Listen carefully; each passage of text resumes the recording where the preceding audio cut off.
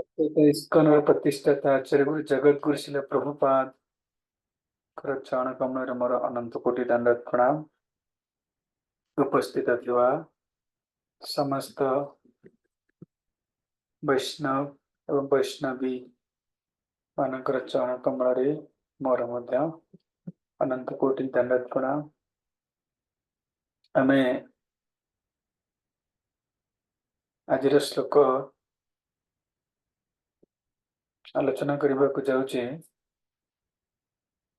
How to control hunger अर्थात आमे राग को किपर नियंत्रण करवा यार पार्ट 1 आमे सारी देथिले एटा होचे पार्ट 2।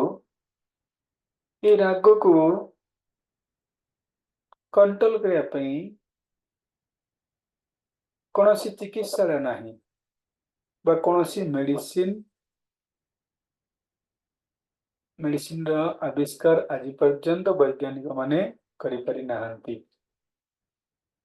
कारण ये राग होची हमर शत्रु। आमे प्रथमे जानि रखिया उचित जे राग होची हमर शत्रु, तेणु शत्रु को दमन करिया उचित बा शत्रु को जयलाभ करिया उचित। तेणु ये राग जो आज आमे अनेक समय रे भूल करी बसुचे। आज युव समाज नष्ट होबार लगी। आज युवक माने पान बीड़ी सिगारेट मद भरी निशा को यही राग द्वारा संगलाभ कर प्रति आसक्त हो जाउछंती। इवन बहुत खराब कर्म कर राग द्वारा एवं ये राग को नियंत्रण कर न पारी आज युवक समाज सुइसाइड करने पछौ नाहंती। प्रश्न उठे ताले राग केमते आमे नियंत्रण करवा? राग आमे नियंत्रण करि परिबानी अपन किछि मेडिसिन नाही? ताले प्रश्न होची हाँ यार एकमात्र मेडिसिन अछि राग आमे नियंत्रण केमती करवा ना जेते बेले आमे कृष्ण चेतनशील हवा। ये राग किपर नियंत्रण करवा यह को भगवान भगवत गीता 62 द्वितीय अध्याय 62 और 63 श्लोक दुईट श्लोक वर्णना करछंती किपरि आमे राग को नियंत्रण करि परिबा। ठीक अछि, चलंत आमे आज गोटे श्लोक नवा पुणी नेक्स्ट शनिवार आमे आ गोटे श्लोक नवा। ठीक अछि, प्रथम श्लोक ध्यायतो विषयान् पुंसः संगस्तेषुपजायते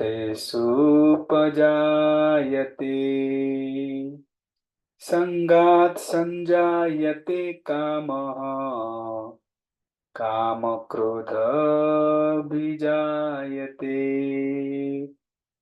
ध्यायत् विषयान् पुंसः संगस्तेषुपजायते संगात् संजायते काम क्रोध अभिजायते।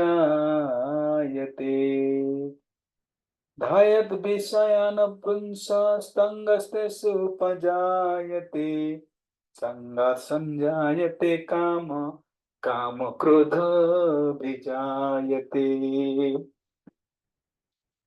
ध्यायत विषयान् पुंसः, ध्यायत अर्थात चिंता।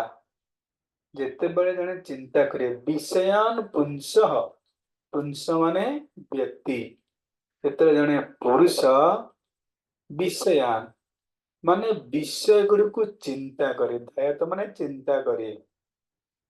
जेते बड़े जने पुरुष विषय गुड़ी को चिंता करे स्तंग से तु उपजायते, विषय गुड़िक प्रति से संग अर्थात आसक्त सृष्टि है। से विषय गुड़िक प्रति तार आसक्त हो पड़े सी ताको प्राप्त करिया भी आसक्तता प्रति आसक्त हो जाए। संग संग संजायते कामः, आसक्त हो गला परे जणे ताकू काम रूप में चेष्टा करे, पूर्ण करने चेष्टा करे, से कार्य को संपादन करने चेष्टा करे। काम काम क्रोध अभिजायते, जदि से कार्य पूर्ण हो गला, जदि से कार्य पूर्ण हो गला ताहले लोभ उत्पन्न होता है।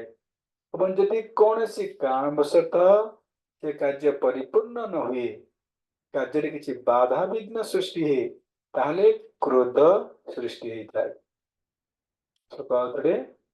धायत विषयान पुंसः, जितेबेले जाने व्यक्ति धाय करे, चिंता करे, कहा को ना विषय गुरु को चिंता करे, विषय गुरु को चिंता करिया फल रे से सही विषय प्रति आसक्त हो जाए, संगस्तेषु उपजायते, से विषय गुण प्रति से आसक्त हो जाए, संगत संजायते काम, एवं आसक्त हेले से विषय को प्राप्त करिया पे से काम करे। एवं काम क्रोध अभिजायते, जदि काम परिपूर्ण हो गला ताहले कौन हबो ना लोभ उत्पन्न होता है, पुणी से काम को आहुरी भोग करने को चेष्टा करे, आहुरी लोभ सृष्टि होता है। यदि काम परिपूर्ण न हुए ताहले क्रोध सृष्टि होता है। तेणु प्रथमे चिंता करिबा, विषय को चिंता is the turning point of आंगर। अगेन आउथन समस्ती कहूची, चिंता होची टर्निंग पॉइंट ऑफ आंगर। क्रोधर टर्निंग पॉइंट हला कौन? चिंता करिबा। बुझी पाइले? चिंता करिबा, कहा चिंता करिबा? विषय को, विषयान। जेतेबेले विषय को आमे चिंता करूछे, विषय चिंता द्वारा जने आसक्त होची से विषय को प्राप्त करिया पे, एवं जदि से विषय को प्राप्त करी जाउची, आहुरी प्राप्त करिया पे ता मन आहुरी लोभ सृष्टि होची। यदि विषय को प्राप्त न करी परिला ताहले तार क्रोध सृष्टि होची।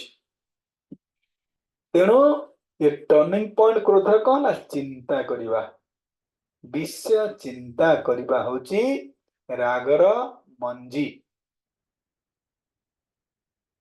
तेणु विषय चिंता करिबा आदौ उचित नहीं। विषय चिंता माने बुझछन तो? विषय चिंता माने आखि चाहूचे हमर अनेक रूप देखिबा पे, विषय रूप सुंदर फिल्म, सुंदर सुंदर रूप को देखिया पे चेष्टा करूची। तेणु रूप को देखिया पे चेष्टा करुथिबारु से रूप प्रति आसक्त हो जाउची, संगस्तेषु उपजायते, एवं आसक्त हवा फल रे संगात संजायते कामः, से विषय को प्राप्त करिया पे कौन करुची ना से विषय प्राप्त करने चेष्टा करुची, केमति ताको प्राप्त करिवि। मानेकर आखिर विषय हला रूप, रूप मीन्स मानेकर फिल्म, मानेकर आखि चाहूची फिल्म देखिया पे। तेणु जेतेबेले आखि चाहिला आसक्त हला मो फिल्म देखिबी, संगस्तेषु उपजायते, संग संजायते काम। तेणु फिल्म देखिया पे से कौन करिवो? जीव काम करिवो, फिल्म देखिया पे चेष्टा करिवो, फिल्म हॉल को जीव सी। एवं जदि फिल्म हॉल को गला गोटे फिल्म देखिला लोभ सृष्टि होबो। कौन लोभ? ना पुणी थे इच्छा कर आउ गोटे फिल्म देखियो जीवी, आउ गोटे फिल्म देखिबी, आउ गोटे फिल्म देखि लोभ सृष्टि होबो। यदि फिल्म न देखि पाइला, इंद्रिय तृप्ति न हला, तार कौन हबो? क्रोध सृष्टि हबो। तेणु आखिर विषय वस्तु ना रूप,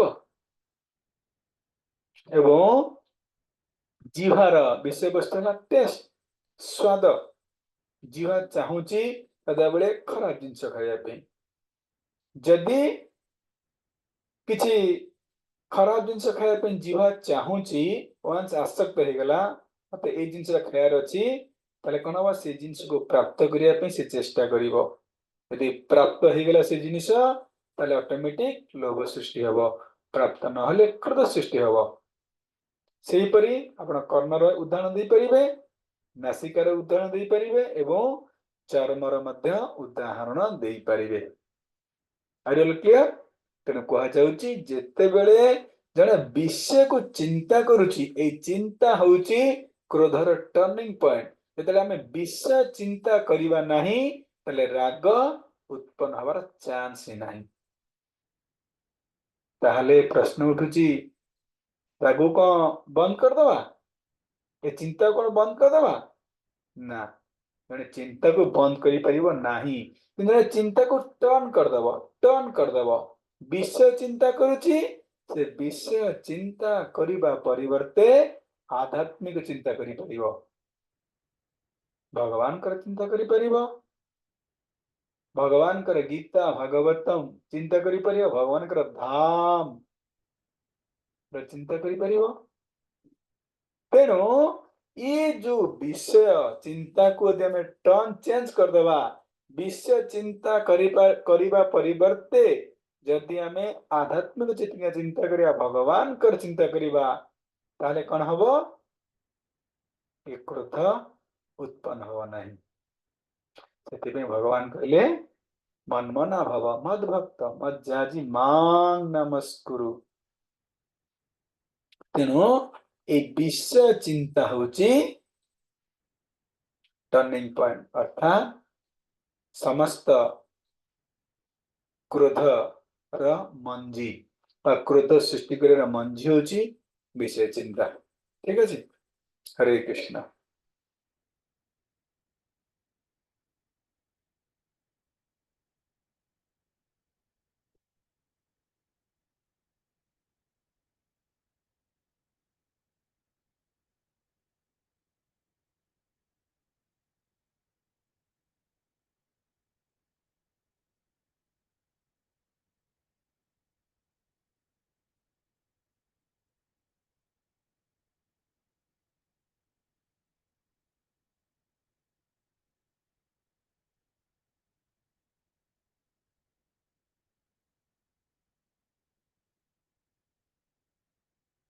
हरे कृष्ण।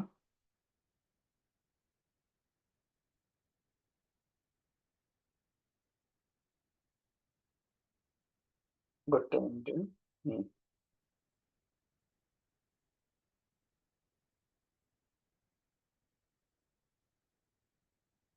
देखो समझेंगे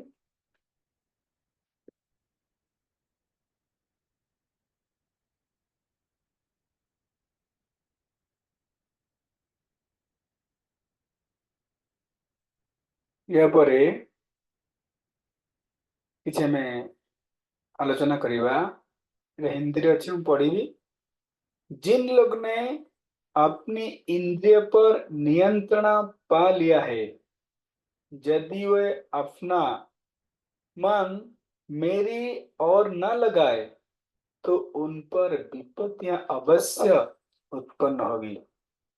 भगवान कृष्ण कहते जो लोक माने निजर इंद्रिय, ये जो आमर सब इंद्रिय अच्छी, इंद्रिय पर नियंत्रण पा लिया माने से इंद्रिय नियंत्रण कर देछि, किंतु से अपना मन मेरे मन और न लगे, इंद्रिय नियंत्रण करेछि किंतु मन को भगवान फेर लगौनी। समस्त इंद्रिय को बाय फोर्सली नियंत्रण करि परिछि। अष्टांग योग हो विभिन्न प्रकार योग माध्यम रे तार इंद्रिय को नियंत्रण करि परिछि, किंतु मन को भगवान को पाखरे लगौनी, भगवान कृष्ण को पाखरे लगौनी। ताले कौन हबो? से इंद्रिय नियंत्रण रे विपत्ति उत्पन्न हबो, अर्थात से इंद्रिय पर भरोसा नहीं। केते बेले से इंद्रिय दुर्दांत होई जन को मृत्यु मुख को टाणी नेब। यह को भगवान दुईटी श्लोक कहते 62 और 63 रे। बुझीगला? एटा हम 62 आलोचना करूचे। जो जगी इंद्रिय विषयों का बार बार ध्यान लगाकर उनसे सुख प्राप्ति करने की उपेक्षा करता है, भयतः उसमें उन विषयों प्रति आसक्ति संग्रह उत्पन्न होती है। केतेबेले जने जोगी इंद्रिय विषय को बार बार ध्यान करुची इंद्रिय विषय सुख को प्राप्त करने पे चेष्टा करुची मानेकर इंद्रिय सुख माने चाहूची जे मु भल खाद्य खाइबी चाहूची मु भल रूप देखिबी चाहूची मु भल शब्द श्रवण करिबी चाहूची मु भल आघ्राण करिबी चाहूची भल मु चर्म को सुख प्रदान करिबी यदि ये व्यक्ति ये इंद्रिय सुख को ध्यान करुची ताहले कहब से विषय प्रति आसक्त होई जीवो जदि पार्टी चाहूची खाद्य खाया पे ताले से खाद्य पे जने ध्यान करिवो ताले कोन हबो ना से खाद्य प्रति तार आसक्त सृष्टि होई जीवो पार्टी यदि ध्यान करूची मु खाइबी आज पनीर खाइबी ध्यान कौन कला से पनीर खाइबी तेणु पनीर खाया पे पनीर प्रति खाया पे तो ध्यान कला तो से क्या प्रति आसक्त हबो पनीर प्रति आसक्त हबो एवं कौन करिवो उस आसक्ति के कारण इन विश्व से सुख प्राप्त करने के लिए तीव्र इच्छा उत्पन्न होगी अर्थात ये आसक्त कारण से सही विश्वर सुख प्राप्त करने पे तार इच्छा उत्पन्न हबो जीवा चाहूची पनीर खाइबी ना पनीर प्रति आसक्त हला ना तो से पनीर को प्राप्त करने पे कौन करिवो तर तीव्र इच्छा हबो मु केमिति पनीर पनीर को प्राप्त करिबी जब किसी कारणवश ये इच्छा पूरी नहीं होती तो उस बाधा को दूर करने के लिए हृदय में क्रोध और तीव्र जलन उत्पन्न होती है यदि ये इच्छा कौन सी कारणवशतः पूर्ण हो पारा नहीं पनीर खाइबार इच्छा यदि कौन सी कारणवशतः पूर्ण हो पारा नहीं ताले कौन हबो बा तार दी किछि बाधा सृष्टि हैला ताले ए बाधार कारण इच्छा पूर्ण न हबार कारण तार हृदय रे कौन हबो क्रोध उत्पन्न हबो राग उत्पन्न हबो एवं तीव्र जलन उत्पन्न होता है तेणु ये राग उत्पन्न हबार प्रथम कारण कौन हला इंद्रिय विषय का ध्यान करना अर्थात इंद्रिय हला कौन जीवा इंद्रिय विषय हला पनीर पनीर को ध्यान करिबा बार बार पनीर को ध्यान करिबा होची ये रागर मूल कारण तो राग को नियंत्रण करिया पहले ये इंद्रिय विषय वस्तु को ध्यान करिबा चिंता करिबा हमको छाड़िया पड़ियो चिंता ये विषय वस्तु को चिंता करिया परिवर्ते हमें कहा चिंता करिया दरकार भगवान को चिंता करिया दरकार और भगवान करो भक्त भगवान का गुण रूप लीला को चिंता करिया दरकार बा नहीं कृष्ण चेतनशील है जीव सेते बेले से ये सुबुद्धु ए चिंतारु मुक्त हो जीव क्रोधरु मुक्त हो जीव हरे कृष्ण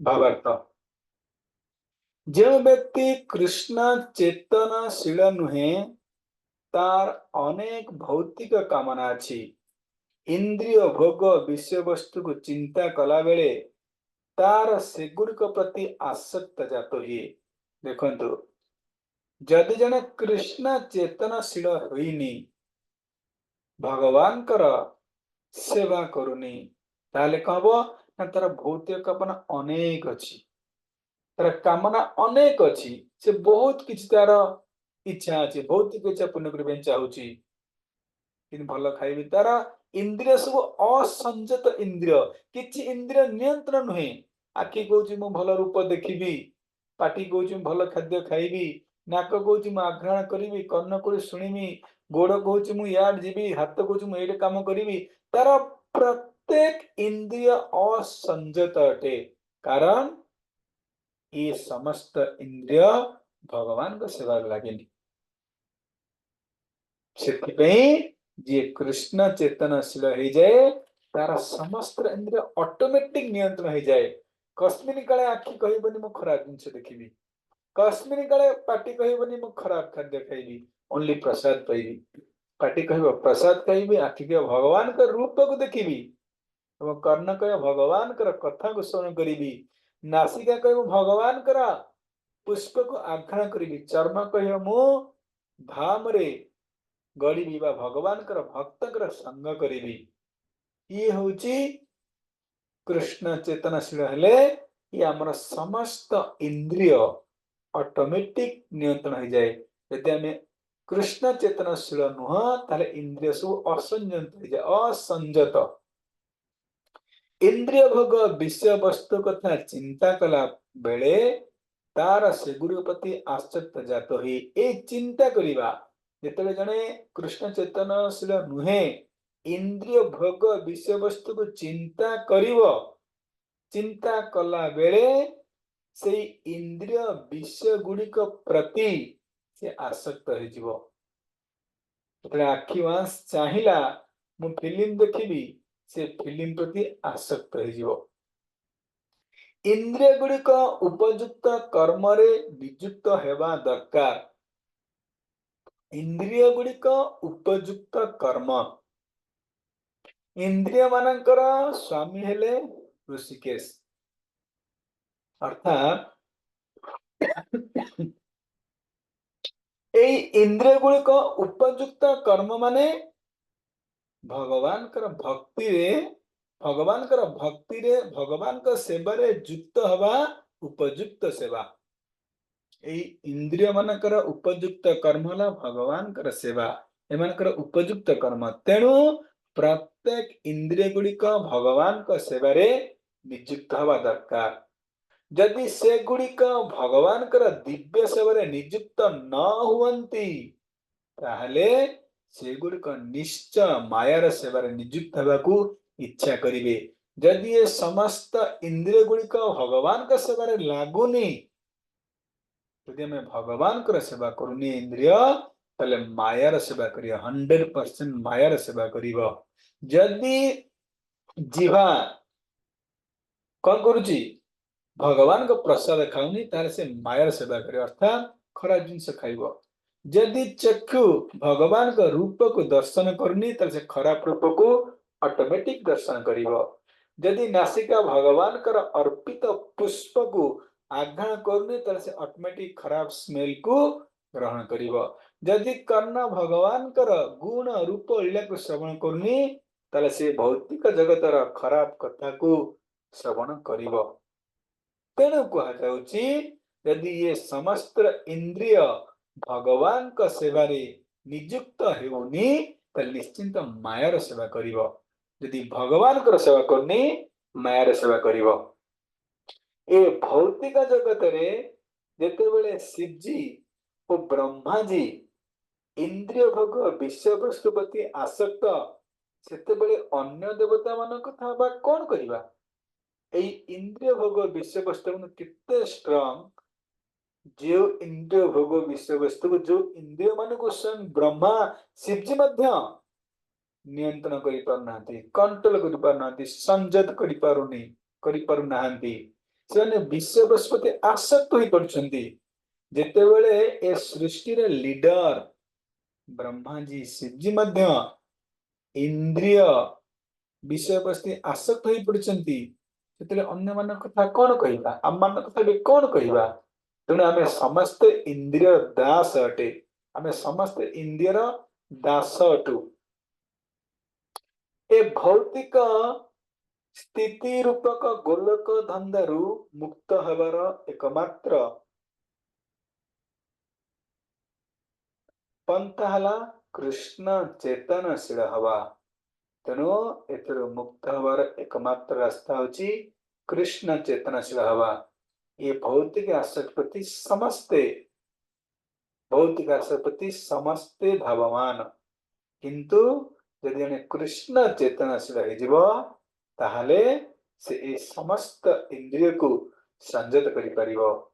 शिवजी ध्यानमग्न थिले, किंतु जेतेबेले पार्वती देवी जौन सुख निमित्त तांको उच्चरित कले से सेते राजी हेले फल कार्तिकेय जन्म है शिवजी मध्य ए इंद्रिय सुख प्रति आसक्त जहा फल कार्तिकेय जन्म है जिते हरिदास ठाकुर एक युवक भक्त थिले सेतेबेले से ठीक सेपरी मायादेवी अवतार द्वारा काम पिपासा चरितार्थ निमित्त उत्तेजित होइथिले किंतु हरिदास ठाकुर अति सहजरे से परीक्षार उत्तीर्ण हो गले कारण से भगवान कृष्णकर एक अनन्य भक्त थिले जेपरी शिवजी विश्व भोग प्रति आसक्त हो गले किंतु हरिदास ठाकुर संपूर्ण रूपे कृष्ण चेतना थे समस्त